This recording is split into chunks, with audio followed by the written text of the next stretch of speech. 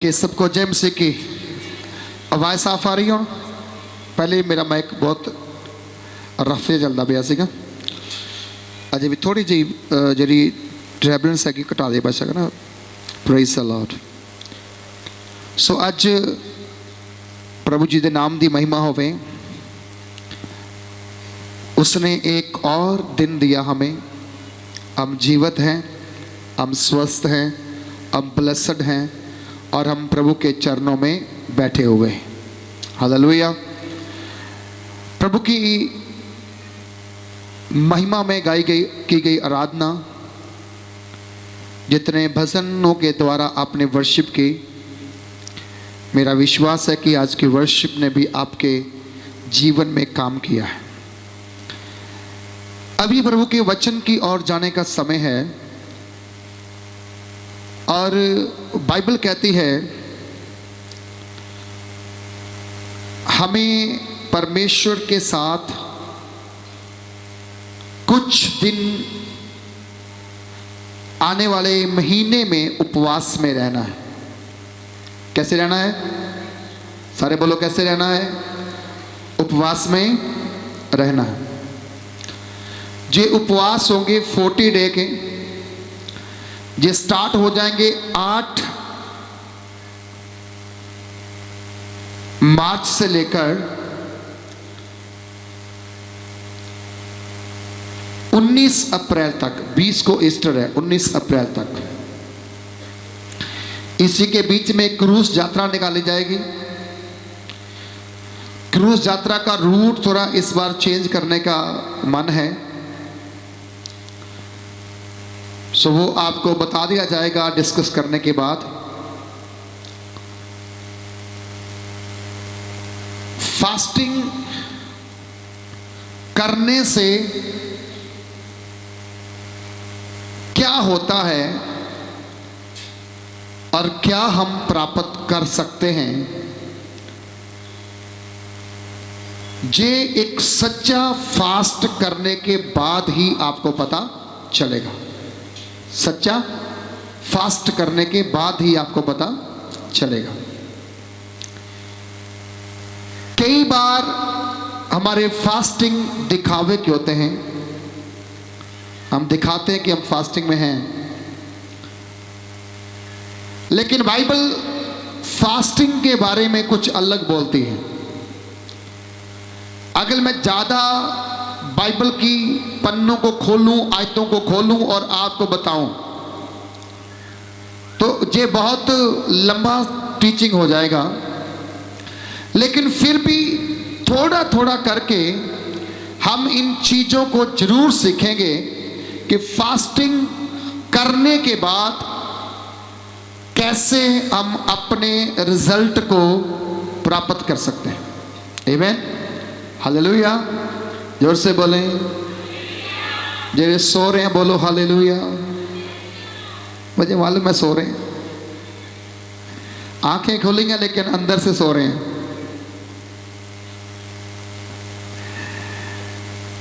सोना है तो बिस्तर पे सोया करो, मैट के ऊपर नहीं, क्योंकि ये मैट प्रभु की प्रार्थना करने के लिए डाला गया है। बहुत सारी चर्चों में गद्दे डालते हैं ना, नीचे गद्दी डाल देते हैं, तो वो घुटनों के बल आ सकते हैं। क्यों? उनको मालूम अभी कोई कंकर नहीं चुभेगा, नीचे से फर्श नहीं चुभेगा, तो आराम से घुटनों पे आ सकते हैं। लेकिन मैंने आपको एक व्यक्ति के बारे में, एक प्रभु के दास के बारे में बताया था। प्रभु का दास pastor DGS Dinakaran. Pastor DGS Dinakaran की जो प्रेयर थी वो मैट के ऊपर नहीं होती थी, कोई दरी के ऊपर नहीं होती थी, वो सूखे फर्श के ऊपर प्रार्थना करते थे और घंटों घंटों वो अपने घुटनों को उसके ऊपर लगा के रखते थे। उसको जहां मौका मिलता था वो वहीं पर घुटनों पे आते थे। और आज भी उनकी मिनिस्ट्री का जो बीज है ना, वो वचन के आधार पे है। किसके आधार पे है? वचन के। शोशे बाजी उस सेवकाई में ना थी, ना है और ना आगे आने वाले समय में होगी। वो उस समय भी वचन पे खड़ी थी और वो आज भी क्या है, वचन पर ही खड़ी है। और आपको बताएं कि उसके घुटने दोनों के दोनों घिस गए, हड्डियां घिस गई थी, जख्म हो गए थे प्रेयर करते करते। और जब प्रेयर वो करते थे, उस प्रेयर का प्रतिफल क्या मिलता है? आप अगर उनकी जीवनी को पढ़ेंगे तो थोड़े टाइम के बाद उन्हें व्हील चेयर पे ला करके स्टेज के ऊपर खड़ा किया जाता था, और वो खड़ नहीं सकते थे, इसलिए व्हील चेयर पे बैठ करके वो प्रीच करना स्टार्ट करते थे। आज के प्रचारक तो बड़ी बड़ी चेयर्स के ऊपर, महंगी चेयर के ऊपर बैठ के प्रचार करते हैं, जबकि घुटने ठीक है।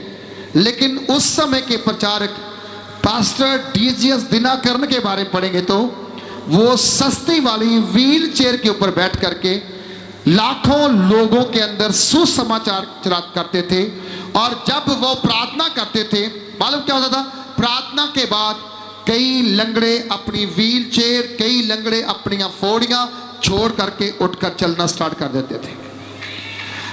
आप उपवास और प्रार्थना को महत्व देना स्टार्ट करें। बोलो क्या करें?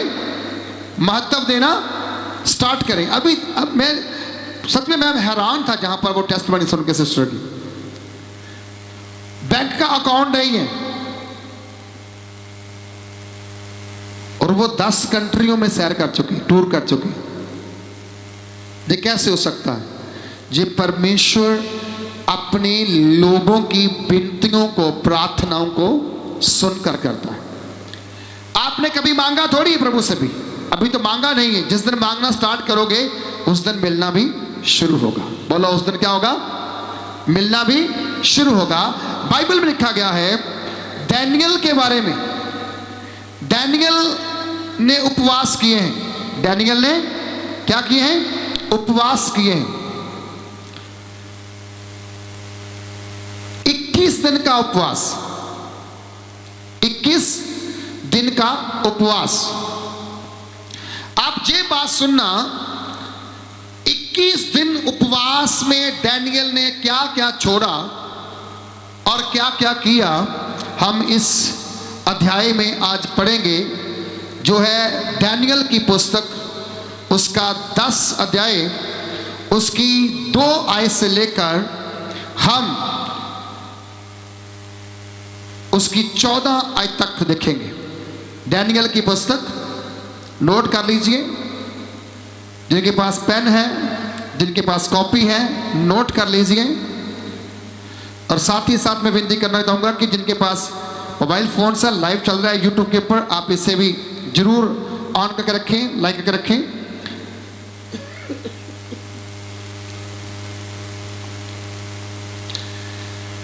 डैनियल 3 हफ्ते का उपवास घोषित किया उसने, 3 हफ्ते का उपवास। उसे कुछ ऐसी खबर सुनने को मिली जिसको, वो बात को जानकर, उसे समझकर उसने क्या किया? उपवास करने के लिए घोषणा कर दी। अब किसी को नहीं पता डैनियल कहाँ है, वो क्या कर रहा है और क्या नहीं कर रहा है। बाइबल कहती यही डैनियल को शेरों की मांद में, शेरों के पिंजरे में, शेरों के द्वारा खाने के लिए इसलिए डाल दिया गया था कि वो यहोवा परमेश्वर के सामने घुटने टेकता, यहोवा परमेश्वर की आराधना करता, यहोवा परमेश्वर के सिवा किसी और की प्रार्थना नहीं करता था। डैनियल एक ऐसा बंदा जो शेरों के मुंह बंद कर देने वाला है, शेरों के मुंह बंद कर देने वाला। डैनियल एक ऐसा शख्स है जिसने राजा के साथ टक्कर ले ली। इसके साथ ही सद्रक, मेशक, अबदनगो ऐसे बंदे हैं जिन्होंने राजा नबूकदनेस्सर के साथ टक्कर ले ली, क्योंकि वो विश्वास में पक्के थे। विश्वास में पूरे थे, जिस कारण से उन्होंने अपने विश्वास की परख करने के लिए राजा की आज्ञा मानने से क्या किया? इनकार कर दिया। बोले हम नहीं मानेंगे। हम सारी बातें मान सकते हैं राजा, पर तेरी ये बात नहीं मान सकते, तेरी ये बात नहीं मान सकते, हमें तेरी बात माननी, जो करना कर ले। तीनों को आग की भट्टी में डाल दिया गया आज्ञा ना मानने के कारण। डैनियल को शेरों की माद में डाल दिया गया आज्ञा ना मानने के कारण। फिर वहां मिरेकल हुआ, फिर वहां चमत्कार हुआ, जब सद्रक मेशक अबदनगो आग में नहीं झुलसे, आग में नहीं जले, मर नहीं गए, वो जीवित बाहर आए। वहीं पर राजा नेबूकदनेस्सर ने एक चर्चा की, एक ऐलान करवाया कि आज के बाद मेरे देश के अंदर सद्रक मेशक अबदनगो के परमेश्वर की ही उपासना की जाएगी। उसके बाद जब दानियल जीवित निकला बाहर, शेरों ने उसको मुंह नहीं लगाया, शेरों से खाया नहीं।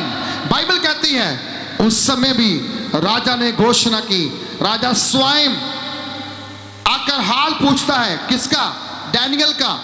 कहता है डैनियल, खुदा के बंदे, परमेश्वर के जन, क्या तुम्हें शेरों ने खा लिया या नहीं? अंदर से आवाज क्या आई? राजा तू जुगो जुग जीवित रहे, मेरे परमेश्वर ने मुझे शेरों के मुंह से निकाल लिया है। हालेलुया, मुझे बचा लिया है। शेरों ने मेरी ओर देखते रहे पूरी रात, क्योंकि मैं घुटनों पे थे, मैं जब तक प्रार्थना में था, शेरों ने अपना मुंह नहीं खोला। आप जब प्रार्थना में बैठेंगे, आप जब उपवास में रहेंगे, दुश्मन आपकी ओर आएगा, विरोधी आपकी ओर आएगा, शैतान अटैक करना चाहेगा भी तो वो कर नहीं सकेगा, क्योंकि आप कहां पे हैं? बोलो आप कहां पे हैं? प्रार्थना में हैं। आप कहां बैठे हुए हैं? प्रार्थना में हैं। यदि आप प्रेयर वॉरियर हैं, जब आप प्रेयर के योद्धा हैं, मैं आपसे कहता हूं दुश्मन तो हर समय आपके ऊपर अटैक करने को तैयार बैठा है। शैतान हर समय तुम्हारे ऊपर अटैक करने को तैयार है, लेकिन यदि आप प्रेयर वॉरियर हैं, आप प्रार्थना करने वाले हैं, प्रार्थना योद्धा हैं, तो मैं आपको बता रहा हूं परमेश्वर आपके ऊपर नजर लगाए हुए है। दुश्मन चाहे आपको चारों ओर घेर के बैठे, अटैक करने को चाहे, लेकिन जब तक आप प्रेयर में हैं, खुदावंद के दूत आपको चारों ओर से घेर के रखे हुए हैं। हालेलुया। आपकी लाइफ के अंदर प्रेयर का महत्व क्या है? प्रार्थना कितनी टाइम की है? प्रार्थना कौन से दिन की है? प्रार्थना कब करनी है? प्रार्थना कैसे करनी है? इन सारी चीजों के ऊपर ध्यान करना है। और आने वाले दिनों में, उपवास के दिनों में क्या करना और क्या नहीं करना, आज ये भी हमने सीख के जाना है। कैसा खाना हमारा होना चाहिए उपवास के दिनों में, वो भी आपने सुनना है। बाइबल के 2 आयत में क्या कहा गया है? इन दिनों में डैनियल 3 सप्ताह तक शोक करता रहा। क्या करता रहा? शोक। कोई इंजॉयमेंट नहीं, कोई खुशी नहीं, कोई आनंद नहीं, कोई डांस नहीं, कोई बंगड़ा नहीं। क्या उसने किया? शोक। दुखी रहा वो, निराश रहा वो। मालूम क्यों? जहां एक में लिखा गया है, फारस देश के राजा खुसरो के राज्य के 3रे वर्ष में डैनियल पर, जो बेलशस्सर भी कहलाता है, ये बात प्रकट की गई। वह बात सच थी कि बड़ा युद्ध होगा। क्या होगा? बड़ा, बोलो क्या होगा? बड़ा लड़ाई होगा, बड़ा युद्ध होगा। आसपास में सुनने वाले लोग कहते हैं, ये पास्टर जी वो युद्ध की बात करते हैं, पता नहीं कौन सी लड़ाई की बात, कौन सी लड़ाई लड़ना चाहते हैं जी। हमारी लड़ाई लहू और मांस की नहीं, हमारी लड़ाई किसी इंसान के साथ नहीं, हमारी लड़ाई किसी व्यक्ति के साथ नहीं, धर्म के साथ नहीं, जाति के साथ नहीं, किसी व्यक्ति के साथ नहीं। बाइबल कहती है डैनियल के ऊपर पवित्र आत्मा ने एक बात प्रकट की, एक बड़ा युद्ध होने वाला है, एक बड़ी लड़ाई होने वाली है। और इस बात को जो बाइबल जहां पर नहीं छोड़ती है, आने वाले दिनों में जब तीसरा विश्व युद्ध होगा तो आप देखना वो कितना बड़ा होगा। शुरू कहीं से होगा और उसका अंत जाकर कहीं और होगा। पूरा संसार उसमें लपेट आएगा। और बाइबल कहती है उस युद्ध के बारे में जब दानियल ने सुना और वो बात समझ उसको आ गई, तो क्या उसने किया? वो 3 सप्ताह के लिए, 3 हफ्तों के लिए, 21 दिन के लिए उपवास में चला गया और शोक करने लगा। वो शोक में रहा। उन 3 सप्ताहों के पूरे होने तक लिखा दानियल ने कोई स्वादिष्ट खाना नहीं खाया। इसका मतलब है उपवास के दिनों में हमारा खाना बदलना होगा। बोलो, खाना, पहरावा बदलना होगा। थोड़ा कुछ चेंज लाना पड़ेगा। मतलब ये नहीं कि आप उपवास है तो बड़े दुखी होकर बैठे रहोगे, आप रोते रहो। कोई भी आपको मिलने के लिए आए, हाँ जी आज मैं उपवास विच हूं, वो भी नहीं। और कुछ लोग उपवास के दिन में झगड़ा भी कर लेते, फाइट, परिवार में नहीं तो आस पड़ोस में। किस बात को लेकर? झाड़ू को लेकर, नाली को लेकर, किसी बात के लिए, बच्चों को लेकर झगड़ा। क्योंकि वो ही देखना है शेर क्या करने वाला है, हमला कैसे करने वाला है। वो ही देखना है वो हमला कैसे करने वाला है, कैसे हमला करेगा। वो किसी ना किसी तरह से अंदर आएगा आपके। शैतान सीधा आपके अंदर नहीं घुसता, वो किसी ना किसी तरीके से ही अंदर घुसता है। परमेश्वर का वचन कहता है, परमेश्वर ने काइन से एक बात बोली थी। बोला, काइन सुचेत हो जा, पाप तेरे द्वार पर क्या कर रहा है? पाप तेरे द्वार पर छिपा बैठा है, छिपके बैठा है, तेरे द्वार के पीछे। तुम्हें वो देख रहा है, तुम क्या कर रहे हो। ऐसा नहीं है कि आपको कोई नहीं देख रहा, आपको 2 लोग देख रहे हैं, एक परमेश्वर देख रहा है, एक शैतान देख रहा है। परमेश्वर तुम्हारी कमजोरियों को देख करके तुम्हें गिराएगा नहीं, परंतु शैतान तुम्हारी कमजोरियां देखेगा और तुम्हें गिरा देगा। और शैतान कमजोरी वाली जगह पे क्या करेगा? बार बार वार करेगा। अगर कोई जख्म आपके शरीर के ऊपर है ना, तो बार बार उसी के ऊपर ही कोई ना कोई आके टच करता है, आपको दर्द होती है। 2 लोग आपको देख रहे हैं, एक स्वयं परमेश्वर और एक शैतान। शैतान आपके ऊपर वार करना चाहता है, लेकिन परमेश्वर आपको ये देखता है कि शैतान के वार से तुम्हें कैसे बाहर निकालना है। दानियल ने 3 सप्ताह तक शोक किया और कहा कोई भी स्वादिष्ट खाना नहीं खाया, कोई भी स्वादिष्ट खाना। कमाल है ना। हम तो उपवास के दिन क्या करते हैं? शाम को ही चलेगा नॉनवेज, जरूर खाएंगे हम लोग, क्योंकि सुबह से फास्टिंग में थे, अब थोड़ा सा ना कमजोरी आ गई है, कमजोरी ठीक कर ले। प्रभु यीशु मसीह ने जब प्रार्थना की, उपवास किया, बल्कि वो निराहार रहा। क्या रहा वो? निराहार, कुछ भी नहीं खाया। 40 दिन कुछ नहीं खाया,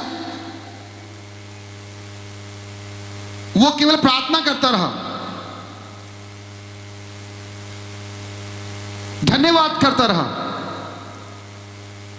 और परमेश्वर ने उसका अनॉइंटिंग किया, उसका अभिषेक किया। इन्हीं 40 दिनों के अंत में जब प्रभु यीशु को भूख लगी, उसके शरीर ने खाना मांगना चाहा, प्रभु यीशु मसीह पत्थर बैठा हुआ है चट्टान पर और अपने हाथ में एक पत्थर लेकर उसके ऊपर मार रहा है, क्योंकि अब उसे भूख लगी हुई है। ऐसा दिखाया गया है चित्र में, पिक्चर में, कि ऐसा कर रहा था प्रभु। तो तब क्या वहां प्रकट हुआ? शैतान प्रकट हुआ और क्या कहा शैतान ने? यदि तू परमेश्वर का पुत्र है, इन पत्थरों को बोल तेरे लिए रोटी बन जाए, क्योंकि तेरे शरीर को रोटी की क्या है? बोलो क्या है? जरूरत है। लेकिन आज बताऊं आपको मैं, उपवास करें, रोटी खाएं, लेकिन कौन सी खाएं? डैनियल कहता है कोई स्वादिष्ट भोजन उसने नहीं किया। क्या खाया उसने? ना उसने मांस खाया, बोलो ना उसने, सारे बोलो ना उसने, हैप्पी, ना उसने क्या नहीं खाया? मांस। आने वाले महीने में मांस तेरे घर से बंद है, हालेलुया, पूरे 40 डे, हालेलुया। कहता ना उसने मांस खाया, ना उसने दाख मधु पी, अंगूरों का रस नहीं पिया उसने। वो उसका घर था, वो एक प्रधान था, उसके पास मेहमान आए होंगे, रिश्तेदार आए होंगे, उसने उनको भी वो चीजें नहीं दी जो वो नहीं खा रहा था, जो वो नहीं खा रहा था उसने भी नहीं खाई। और बाइबल कहती है, कहता ना मांस खाया, ना दाख मधु अपने मुंह में रखा, और ना अपनी देह में कुछ तेल लगाया। फिर पहले महीने के 24वें दिन को जब वह हिदकियेल नामक नदी के तट पर था, जब उसने कुछ त्याग किया, कुछ छोड़ दिया। मैं भी आज आपको बताता हूं, आने वाले 40 दिनों के अंदर मांस खाना बंद कीजिए, सिंपल भोजन खाइए, दाल फुल्का सब्जी फल खा लीजिए, लेकिन वो मत खाइए जो हमारे शरीर को प्रोटीन देता है, लेकिन बाइबल के साथ उसका कोई मेल नहीं बन पाता है। थोड़ा स्टे हो, थोड़ा सा इससे अलग होकर देखिए। मैं आपको सच बता रहा हूं, आपकी जिंदगी चमक जाएगी यीशु मसीह के सामर्थ्य नाम से। जहां कुछ लिखा है आगे आपको पढ़ने को मिलेगा। बोलता अब उसी महीने के 24वें दिन में कुछ हुआ। अब डैनियल की प्रार्थना तो खत्म हो गई, अब 24वें दिन क्या है? जे हिदकियेल नामक एक नदी के किनारे पर बैठा हुआ है, और वचन कहता है कि तब मैंने आंखें उठाकर देखा, एक सन का वस्त्र पहने हुए और उफाज देश के कुंदन से कमर बांधे हुए एक पुरुष खड़ा है। उसकी आंखें क्या देख रही है? अब प्रार्थना के अंदर, उपवास के अंदर एक पुरुष को देख रही है, एक व्यक्ति को देख रही है जिसने सन के कपड़े पहने हुए हैं और उफास देश के कुंदन से कमर बांधे हुए एक पुरुष है। कुंदन मतलब सोना कहते हैं। एक ऐसा व्यक्ति दिखा जिसका वस्त्र भी डिफरेंट है और कमर पे कुछ क्या है? बंधा हुआ है, कुंदन जैसा, सोने जैसा। बाइबल के अंदर आपको दर्शन कब मिलेगा? जब आप डीप परमेश्वर के साथ क्या करेंगे? संगति करेंगे। बोलो क्या करेंगे? आप डीप संगति में जाएंगे। कई बार प्रार्थना हम जरूर करते हैं, घंटों घंटों करते हैं, लेकिन उसके बीच में बच्चों को भी डांटना है, उसके बीच में अगर बहनें हैं तो किचन भी देखना है, झाड़ू को देखना, पोछे को देखना, कपड़े को देखना, बच्चे स्कूल से आने वाले नहीं आने वाले, सब चीजें उसमें क्या करनी है? हमने ऐड ऑन करनी है। और हम कहते हैं हम प्रार्थना में बैठे हुए हैं। जहां तो आप संसार की सैर कर लो, जहां आप प्रभु के चरणों में बैठ जाओ। बाइबल कहती जब तू प्रार्थना करे क्या करना? अपने कमरे के भीतर जा और अंदर से क्या कर? लॉकर। बच्चे बाहर लड़ते हैं, लड़ने दो, गाली निकालते हैं, निकालने दो, जो करते बाहर करने दो, किचन में गैस बलता है बलने दो, जो होता है। आपको जो टाइम आपने देने का वायदा किया परमेश्वर के साथ, आप उस टाइम को महत्वपूर्ण समझो कि आज मैंने प्रभु के चरणों में जब आना है तो मुझे कुछ लेना भी है। बोलो मुझे कुछ। वो प्रेयर नहीं करना जिस प्रेयर के कारण ना तो आपको कुछ प्राप्त है तो ना कुछ प्रभु को फायदा है। प्रभु हर समय आपके साथ बात करना चाहते हैं हर समय। हालेलुया। हर समय वो आपसे बात करना चाहते हैं। कल मैं चर्च में थे, हम लोग घूम के प्रार्थना कर रहे थे, सारी तैयारी के लिए प्रार्थना कर रहे थे। तो जब मैं देखता हूँ पूरी बिल्डिंग को बड़ा जरा, इतना बड़ा पैसा कहाँ से आएगा। और मैं हर रोज बोलता हूँ, प्रभु सी जे मेरे लिए तो कठिन है, मुझसे तो नहीं हो सकता, तेरी मर्जी करना तो कर लेने, तो मेरे से तो नहीं हो सकता। मैं घर में आया और मैंने आकर थोड़ा सा आराम करना चाहा, मैं थोड़ा लेट गया। मुझे एक विजन मिल रहा है, दर्शन मिल रहा है। मैं दर्शन में क्या देख रहा हूं, वो हमारे सिस्टर पीछे बैठे हैं, टंडियाले वाले सन्नी की मम्मी पास आते हैं, उनके पास छोटा सा पर्स है। वो कहते पास्टर जी हम कुछ देने के लिए आए हैं। मैं बोला अच्छा। इन्होंने पर्स की जिप खोल ली, उसमें से ना ऐसे पैसे बाहर निकाले। वो इंडियन पैसे नहीं थे, वो यूरो थे। और जब मैंने ऐसे पकड़े, मैं देख रहा हूं कि यार ये कितने हो सकते हैं। ओके, अब मैं गिन नहीं सकता इनके सामने, खोल नहीं सकता इनके सामने। इन्होंने जैसे मुझे वो पकड़वाए, मैंने पकड़े और मैंने प्रेयर की। उस समय मुझे पवित्र आत्मा ने कहा ऐसा कुछ होगा मेरे घर का लेंटर डालने के लिए। हालेलुया। ऐसा कुछ होगा, जहां पर तुम्हें आशा नहीं होगी, मैं वहां पर तेरे लिए आदमी खड़े कर दूंगा। बोलो हालेलुया। वचन में लिखा गया है आप परमेश्वर के साथ डीप एक गहराई के रिश्ते में जाओ। आप प्रेयर वो करो जो परमेश्वर को पसंद आए। आप प्रेयर वो मत करो जो मनुष्यों को पसंद आए, दुनिया को पसंद आए। आपको एक चीज सुननी होगी। बाइबल कहती है प्रभु यीशु मसीह जब प्रार्थना करने के लिए बैठे थे, शैतान ने आके उसे क्या बोला? बोलो क्या बोला उसे कहा इन पत्थरों को बोल तेरे लिए क्या बन जाए? रोटी बन जाए। प्रभु ने कहा मैं रोटी के लिए प्रार्थना नहीं करूंगा। बोलो रोटी के लिए प्रार्थना कभी नहीं करूंगा। क्यों नहीं करोगे? तुम्हें भूख लगी है, तुम्हारा शरीर अब रोटी मांग रहा है, तुम क्यों नहीं करोगे? और उसने कहा मनुष्य केवल रोटी के द्वारा जीवित नहीं रहेगा, परंतु जो परमेश्वर के मुख से निकला वचन है उसी के द्वारा जीवित रहेगा। दो चीजें आपको मायने रखनी है, दो चीजें ध्यान में रखनी है। जब आपको बैठना है प्रार्थना में, बाइबल आपके पास होनी चाहिए। बाइबल आपके पास होनी चाहिए।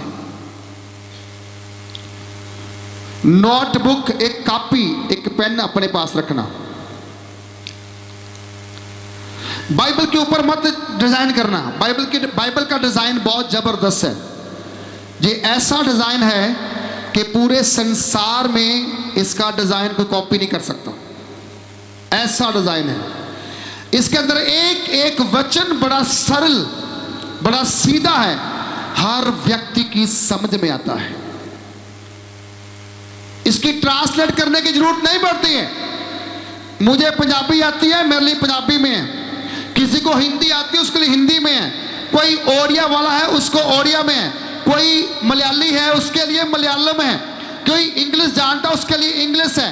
कोई जानता है अपने जो लैंग्वेज लोग जानते हैं, उन्हीं लैंग्वेज के अंदर परमेश्वर ने इसे डिजाइन कर दिया कि तुम पढ़ो और जिंदगी पाओ। हालेलुया। सो इसे ट्रांसलेटर की कोई जरूरत नहीं पड़ती है, पर पढ़ने वाला व्यक्ति वफादार होना। जिस दिन आप वफादार बन जाएंगे ना, मैं आपको बता रहा हूं, उसी दिन से आप देखना परमेश्वर आपकी चिंता दूर करेगा। क्या करेगा? इसको, चिंता को दूर करेगा। वचन कहता है, दानियल वहां क्या देख रहा है कि दर्शन देख रहा है। दर्शन में उसे एक पुरुष दिख रहा है और वो क्या कर रहा है, उसकी शे में उसका शरीर फिरोजा के समान, उसका मुख बिजली के समान, उसकी आंखें जलते हुए दीपक सी, उसकी बाहों और पांव चमकाए हुए पीतल के समान, और उसके वचनों का शब्द भीड़ों के शब्द का सा था।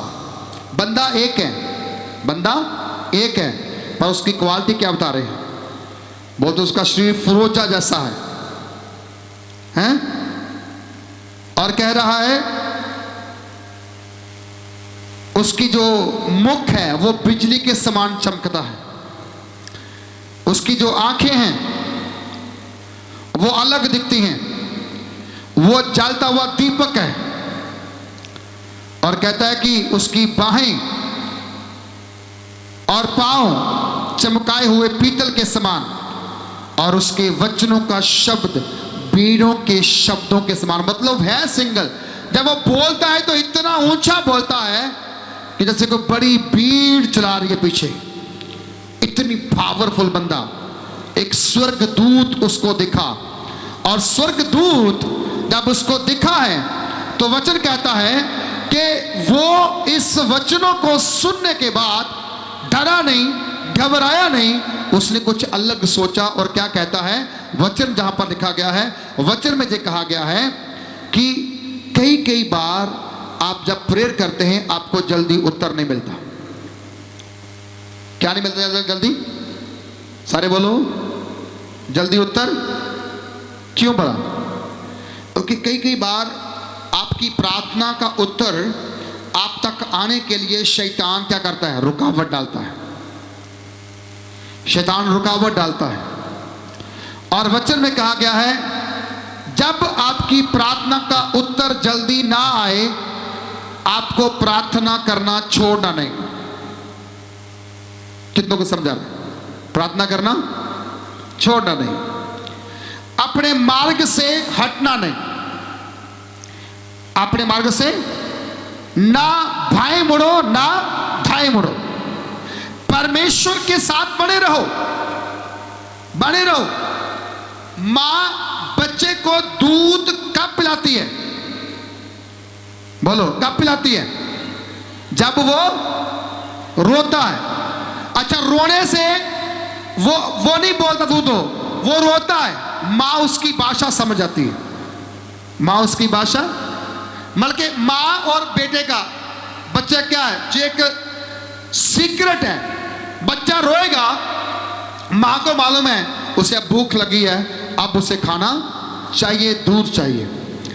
मेरा और आपका परमेश्वर के साथ सीक्रेट जो है, जब आप घुटनों पे आए, जब आप उपवास में आए, जब आपने प्रभु से मांगना स्टार्ट किया, आपकी आंखों से आंसू गिरना स्टार्ट किया, बाइबल कहती है तब आपका स्वर्ग का पिता परमेश्वर भी आपकी आवाज को सुन लेता है और आपके लिए उत्तर भेज देता है, आपके लिए उत्तर भेज देता। आज कई बार प्रेयर्स का उत्तर ना आना कोई बड़ी बात नहीं है, कोई इसको टेंशन लेने की बात नहीं है, क्योंकि परमेश्वर आपको उत्तर देना चाहते हैं, पर आप रोते ही नहीं, आप मांगते ही नहीं।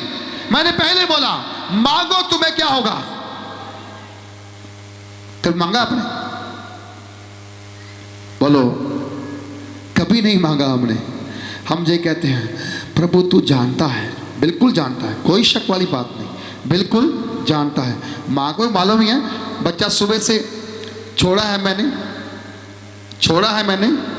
हंस रहा है, खेल रहा है ना, बैठे बैठे लेटा हुआ है, उसे कोई परवाह नहीं है, वो दूध उसको देने के लिए जाएगी क्या? वो कहती कोई बात नहीं, अभी तो हंस रहा है, अभी तो खेल रहा है, जब रोएगा तब दे दूंगी। आप जे वेट करते बच्चा रोए तो दूध दूंगी। परमेश्वर भी कहता है आप मांगो तो मैं तुम्हें दूंगा, आप मांगो मैं तुम्हें दूंगा। आप अपने जीवन में एक सीक्रेट को बना के रखिए कि परमेश्वर चाहते क्या हैं आपकी लाइफ में से। अगर आप घमंडी बन जाएंगे तो वो आपके साथ घमंडियों जैसा व्यवहार करेंगे। यदि आप विनम्र हो जाएंगे तो परमेश्वर आपके साथ विनम्रों जैसा क्या करेंगे, क्या करेंगे, व्यवहार करेंगे। जैसा आप बोएंगे वैसा आप काटेंगे। बाइबल साफ रीति से कह रही है, उसने एक पुरुष को देखा, उसका रहना सहना अलग, चमकता हुआ पीतल उसकी बाहें और उसके पांव पर, उसकी आंखें जलता हुआ चिराग, उसका चेहरा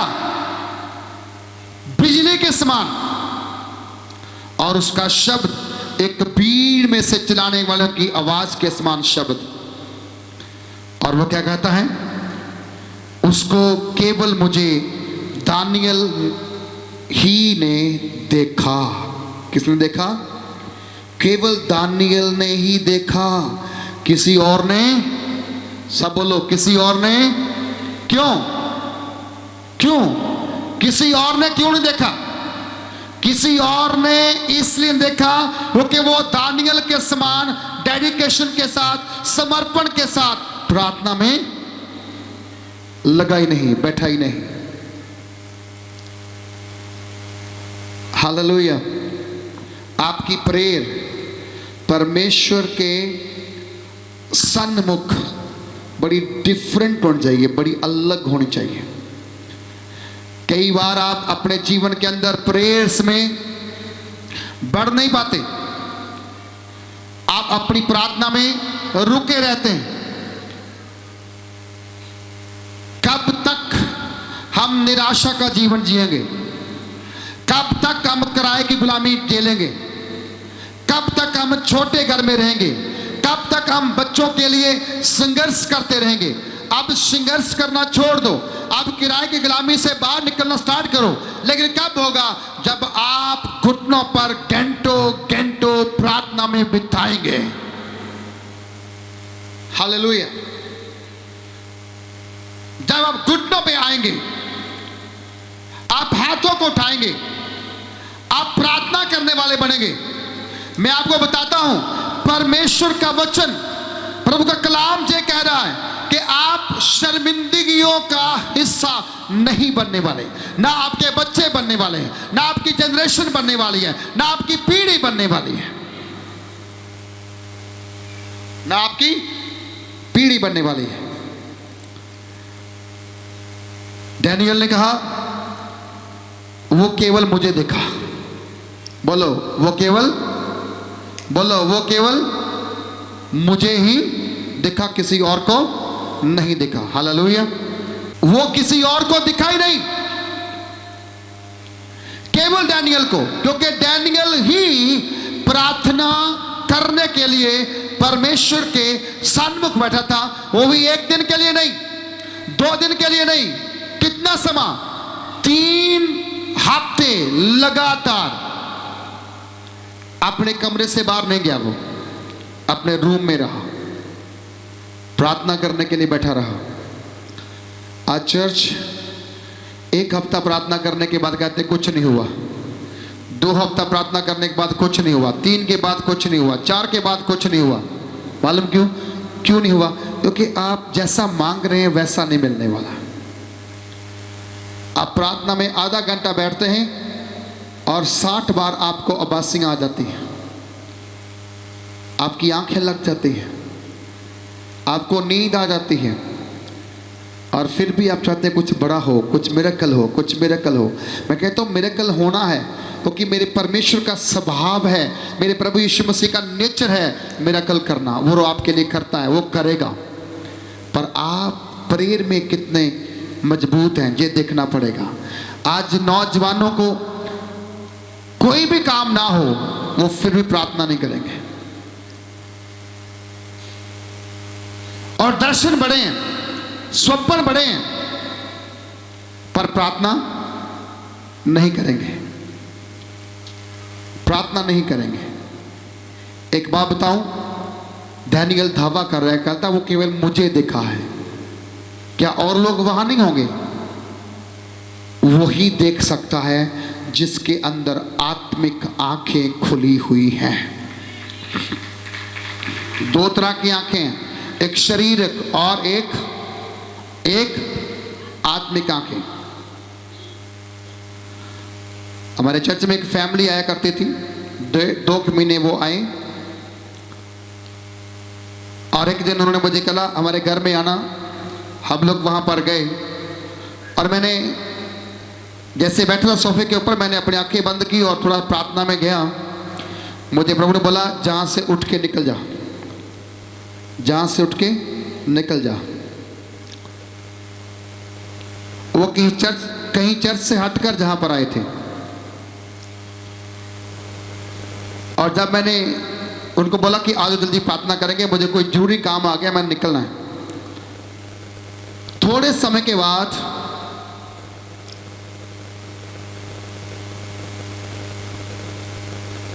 मुझे सुनने को मिला उस परिवार के अंदर एक बड़ा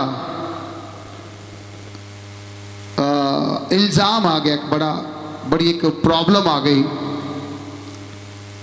और अगर हम लोग वहां पर जाते तो शायद उसमें हम भी इन्वॉल्व हो जाते।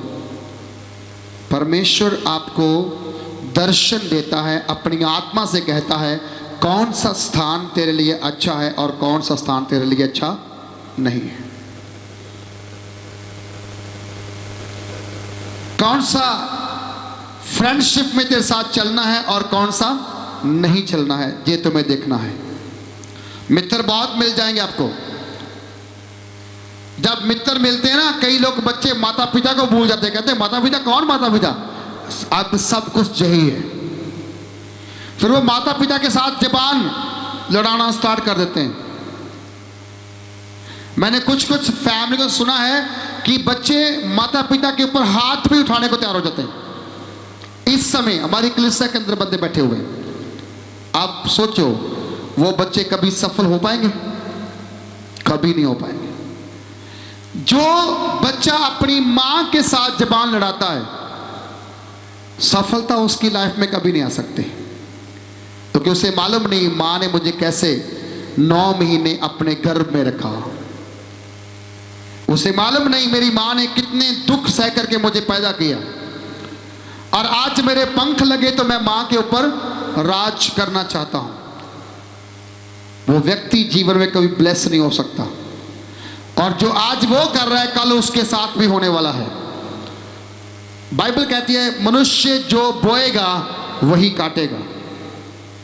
आज चर्च मुझसे ध्यान से सुनना, जितने बच्चे नौजवान हैं, अगर प्रार्थना कर सकते करो, वचन पढ़ सकते पढ़ो, उपवास कर सकते करो, लेकिन अपने माता पिता का आदर नहीं किया तो ये सारा व्यर्थ है। ये सब क्या है? व्यर्थ है। किसी काम की प्रार्थना नहीं, हाथ में बाइबल लेके चलने का कोई मतलब नहीं है।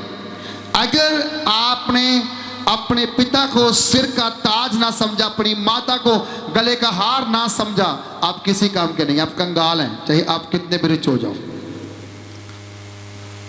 बाइबल कहती है अपने माता पिता का आदर कर, तू धरती पर लंबी उम्र भोगेगा। Hallelujah, hallelujah, hallelujah. कहता मैंने मुझ दानियल ने ही देखा और मेरे संगी मनुष्यों को उसका कुछ भी दर्शन ना हुआ। इसका मतलब उसके संग और लोग भी थे प्रार्थना में, और लोग भी थे प्रार्थना में, उपवास में। बाइबल कहती है उनको कुछ नहीं दिखा, वो सिर्फ मुझे दिख रहा है, मेरी आंखों के सामने है। 4-5 लोग 10 लोग और भी हैं, किसी को कुछ नहीं दिख पा रहा, मैं ऐसे देख रहा हूं। आंख लगी हुई है, उसकी आंखों में चिराग है, उसका चेहरा लाल है, उसकी बाहों पर पांव पर पीतल है, और उसकी आवाज में बड़ी ताकत है। और वो क्या कहता है? कहता है मेरे संगियों ने दर्शन ना देखा, परंतु वे बहुत ही थरथराने लगे और छिपने के लिए भाग गए। क्या हो गए? वो देखे नहीं, आवाज सुना और वो थर थर कांपने लगे। वो कांपते कांपते क्या हो गए, अब वहां से भागना स्टार्ट किया, और कभी कोई इधर छिप रहा, कोई उधर छिप रहा, कोई उधर, क्योंकि वो उसका सामना नहीं कर पा रहे थे।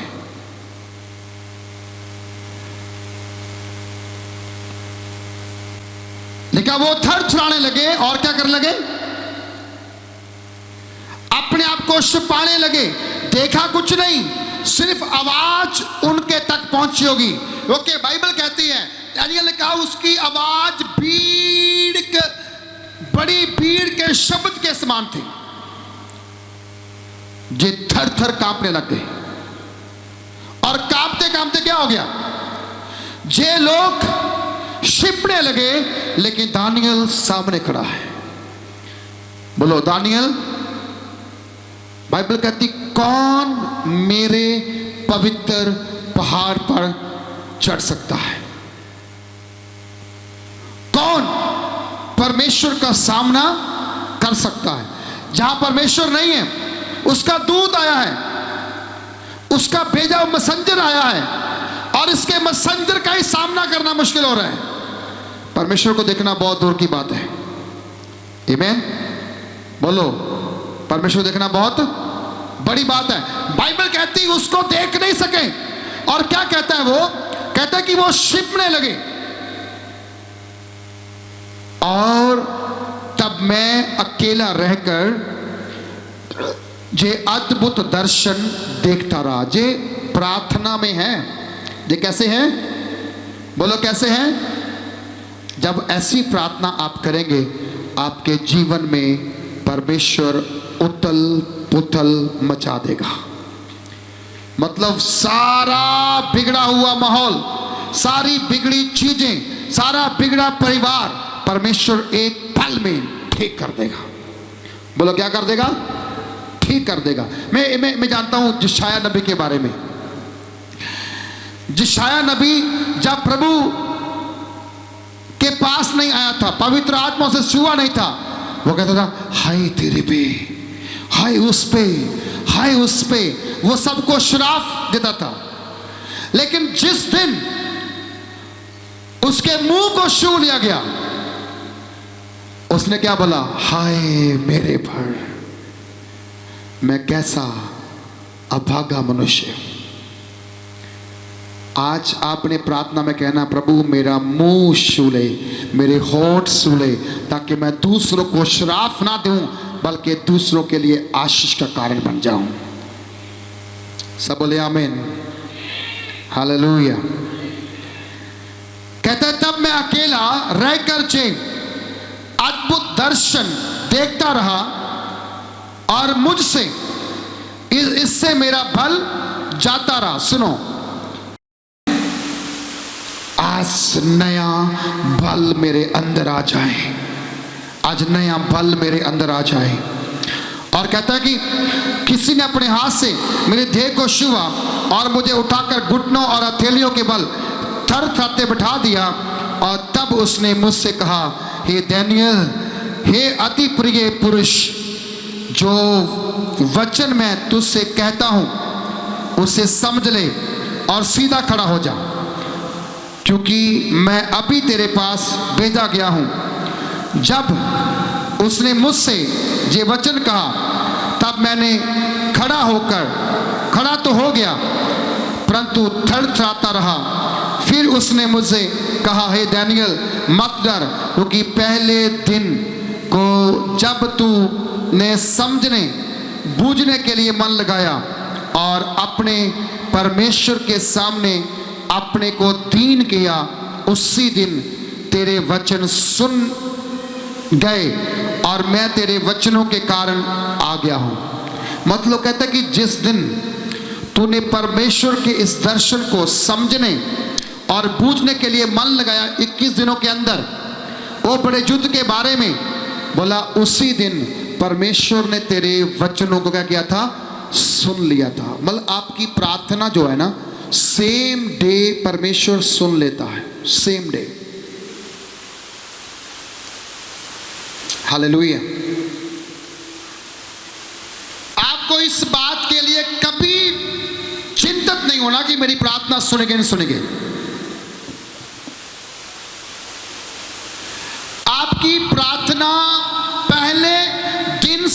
सुनी जाती है।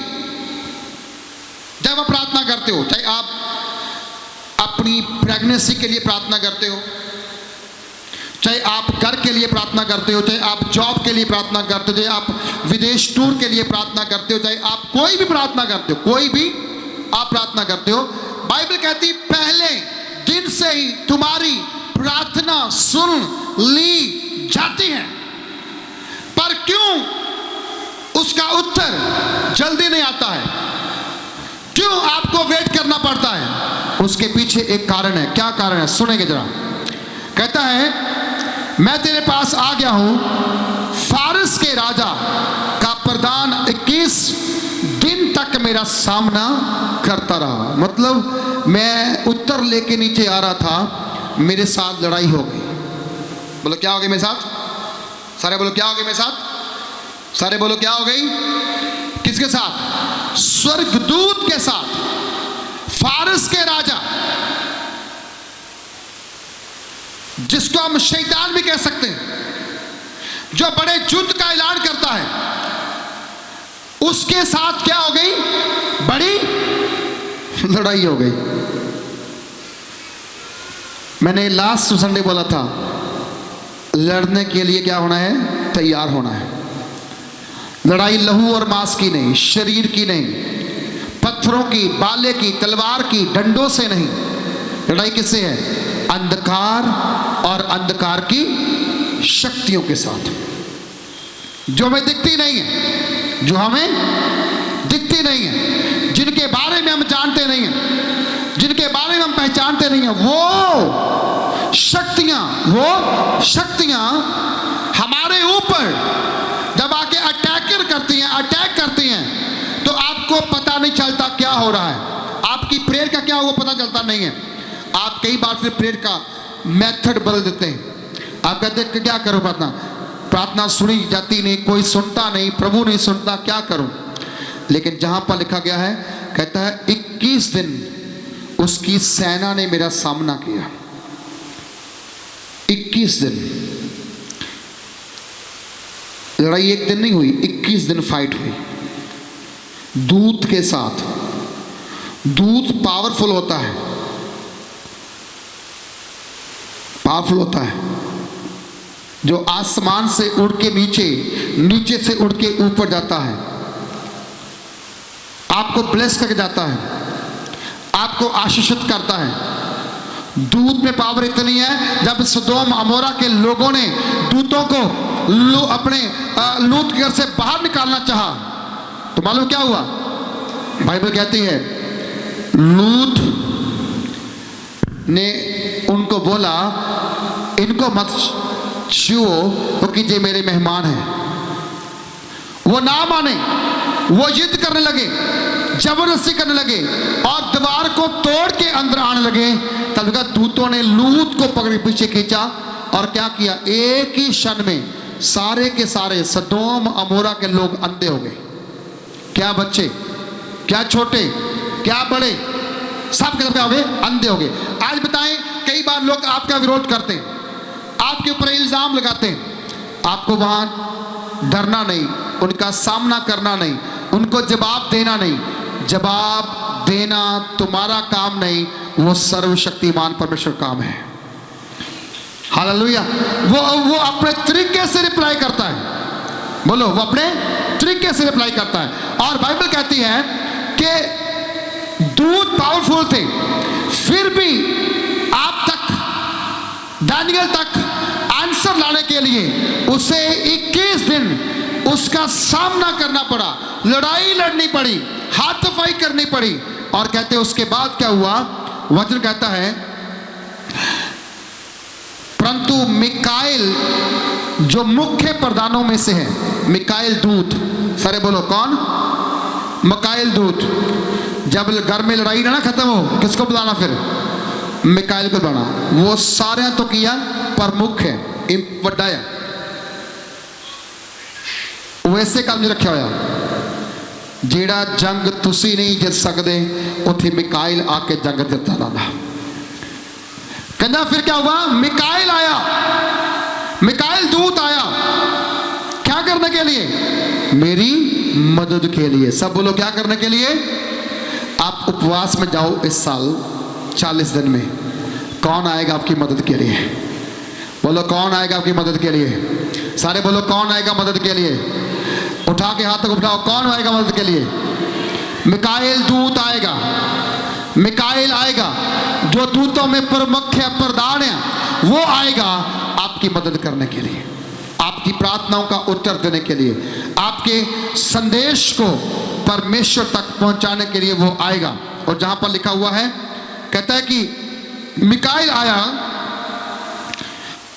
वह मेरी सहायता के लिए, इसलिए मैं फारस के राजाओं के पास रहा और अब मैं तुझे समझाने आया हूं कि अंत के दिनों में तेरे लोगों का क्या दशा होगी, क्योंकि जो दर्शन तूने देखा है वह सब कुछ दिनों के बाद पूरा होगा। मैं बता रहा हूं, आपने जो जो प्रार्थना में देखा हुआ है, कुछ दिनों के बाद, जे भविष्यवाणी का शब्द है, जे आपके लिए प्रॉफिटिक वर्ड्स है कि कुछ ही दिनों के बाद परमेश्वर आपको वो पूरा करके देगा। आप ब्लेस होंगे यीशु मसीह के नाम में। आप ब्लेस होंगे यीशु मसीह के नाम में। ये बात मैं नहीं कह रहा हूं, वचन कह रहा है। लड़ाई हो गई ऊपर, मिकाएल जीत गया, बट अभी क्या है, हमारा आंसर हमारे तक आना है। तो क्या करना होगा? उसके लिए प्रार्थना में जाना होगा। क्या करना होगा? बोलो क्या करना होगा? सब बोलो कैसे करनी प्रार्थना? सुस्ती में, जागते हुए या सोते हुए? हाँ जी, जागते हुए। जागते हुए जब आप ऐसे इस तरीके से प्रार्थना करेंगे, आप शर्मिंदगी आपके पास नहीं आएगी, वो आपसे हजारों किलोमीटर दूर भागेगी और आपका चेहरा चमकेगा बिजली के समान यीशु मसीह के नाम में।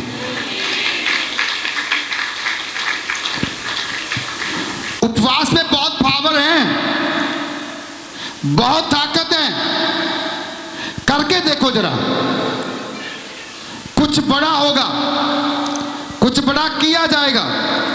मेरे प्रियजनों, बाइबल कहती है जिसने भी बाइबल के अंदर उपवास किया है वो जयवंत हुआ है। और जहां भी जितने लोग हैं, जितनों ने उपवास किया है, उन्होंने अपनी बरकत पाई है। अभी हमारी बारी है उपवास में जाने की, उपवास में रहने की। 8 मार्च से स्टार्ट होगा, 19 अप्रैल तक रहेंगे, क्योंकि 20 को ईस्टर सेलिब्रेशन है। और इसी उपवास के बीच में हम एक दूसरे के साथ मिलते रहेंगे, प्रार्थना करते रहेंगे। बीच बीच में आप लोग जहाँ भी आके प्रार्थना कर सकते हैं, इसी जगह पर प्रार्थना कर सकते हैं। परमेश्वर आपको और आपके घराने को बहुत ऊंचाइयों की ओर लेके जाएगा।